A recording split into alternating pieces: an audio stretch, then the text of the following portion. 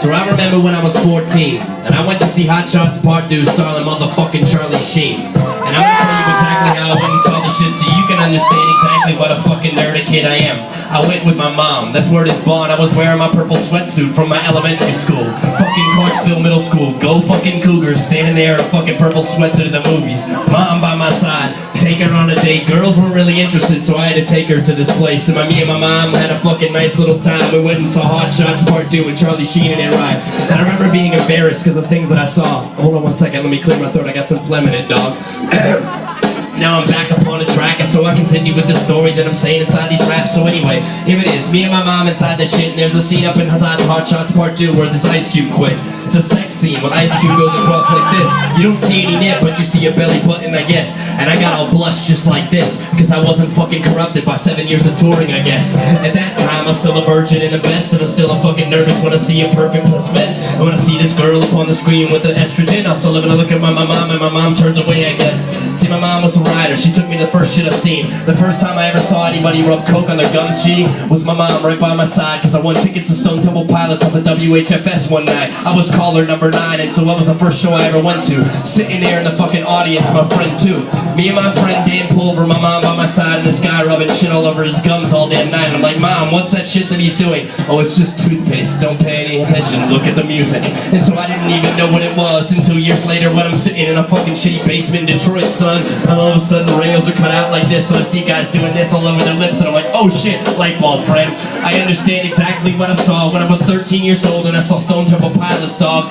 See, I have a long list of fucking embarrassment when I'm standing there with my mom right next there and cherishing it. And my mom was a rider since day one. When I told her I wanted to be a rapper, she was like, okay, son. And she fucking supported me to the day to the death. So how's that for your fucking hip-hop struggle, I guess? See, I never sold meth. I never went to fucking project houses. I'm a middle-class rapper that's still the best. So fucking I'll just wear that on my chest and keep it till the day that I die and understand this shit. I ain't got no tiger blood, I ain't got no goddess's son, I ain't got no money to buy a fucking mansion for a month.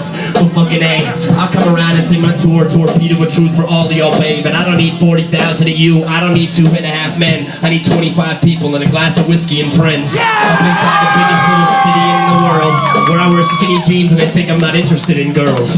And I do my best to prove them wrong, but it doesn't really matter, so I wish he was here to see this song. But it doesn't matter, I'll leave it all by the roadside, cause the bottom line is I'm fucking lucky to have what I got right. And Charlie Sheen, he made the best of what he had. That dude, did you know he's the biggest sports memorabilia collector at? Yes, if you go to Cooperstown now, half the shit in Cooperstown is owned by Charlie Sheen, dog. That dude took all of his fucking money that he made from being Martin Sheen's son, related to Amelia Estevez, and took all of that and split it lickety quick. Half of it was on coke and goddesses, the rest was on baseball, friend. A bunch of sports memorabilia to the death, piled high with coke and goddesses and all this. Can you imagine Charlie Sheen sitting inside of his mansion trying to be romantic, talking about Brett Hall's slap shot, damn it? It's fucking amazing to me. That dude is a fucking sports nerd, blazing, see? And then he's standing there with 2 porn stars that don't give a damn who are like fucking half his age, hooked on fucking heroin. And he goes, girls, come here. I want to show you this shit. It's the seat that I bought out of fucking Kaminsky for a fucking fifth. Yeah. And these girls like, yeah, that's so cool.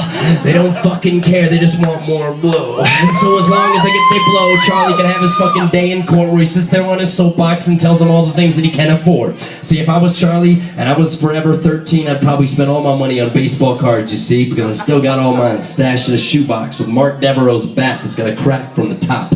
I got that in an Orioles game in 88, or maybe it was 91. I don't fucking remember, babe, because I got a metal plate in my face and I drink whiskey for fun and I used to do a lot of goddamn drugs. But now I'm fucking retired and I finally call it quits. I ain't no Charlie Sheen with $1 million and 2.5 men. I'm just this guy with 35 friends. Oh, heavy fucking pour. A shot of fucking Jim Beam with some water by the floor.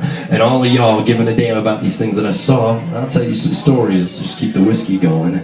Uncle Andy's story time is sitting on the speaker. We all can't be Charlie Sheen, but we all can be believers. So thanks for standing here in front of me sweating this evening. Let's do this a couple more times and then we'll get drunk and play Word Dojo. It's easy.